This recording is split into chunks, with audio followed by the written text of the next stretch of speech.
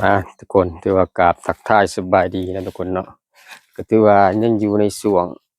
เก็บเกี่ยวข้าวหน้าปีนะทุกคนเนาะเว้าเรื่องเกี่ยวข้าวนะทุกคนเนาะก็ถือว่ามีหลายขั้นหลายตอนนะทุกคนเนาะและเฉพาะมื้อนี้ก็สิมัดนะทุกคนเนาะ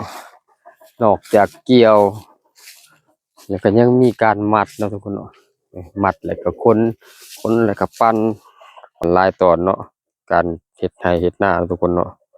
คือว่ามื้อเช้านี้เฮาก็ลงเกี่ยวเนาะได้ประมาณใกล้สิแล้วทุกคนเลยค่อนๆแล้วแต่ตอนแรกสิมัดปกติเฮามัดแต่ว่านนี่เนาะเพราะว่าฝนตกใส่เนาะทุกคนเนาะก็ถือว่าบ่ได้มัดเนาะคือว่าแล้วก่อนสิมัดเราต้องได้แช่ก่อนตอกเนาะแช่ตอกเลยประมาณ20นาทีนี่แหละเพื่อน้ำมันซุ่มเข้าเวลาเอาไปมัดมันจะแน่นจะนานทุกคนเนาะมันจะมันดึงก็บ่ขาดเนาะเวลาเฮามัดก็บ่ขาดเดี๋ยวเฮาสิไปมัดมื้อนี้เนาะมาเบิ่งอุปกรณ์เขามีเครื่องมือการสิไปมัดเฮาก็มีตัวจับกล้องแบบพกพาเนาะหรือว่าแกนสะพายใส่คอและตั้งกล้องหรือตั้งโทรศัพท์เนาะทุกคนเนาะอยู่เทิงหน้าเดี๋ยวจะออกมาเป็นมุมงามเนาะทุกคนเนาะรอท่าเบิ่งการมัดเข้าหรือว่าวิธีมัดเข้าของเฮาเนาะว่าสิเป็นแนวใดทุกคนอุปกรณ์พร้อมเนาะเครื่องมือพร้อมลงไปมัดแล้วบาดนี่บรรยากาศในการสิไปมัดทุกคนเนาะแดดก็บ่อยเว้าเนาะทุกคนเนาะคือว่าแดดก็แห้งๆมื้อนี้บัดยามฝนก็ฝนตกบ่ให้เว้าเนาะคือว่านี่ก็เอานำจะบัดถึกช่วงสิมัดแดดแห้งอีหลีทุกคน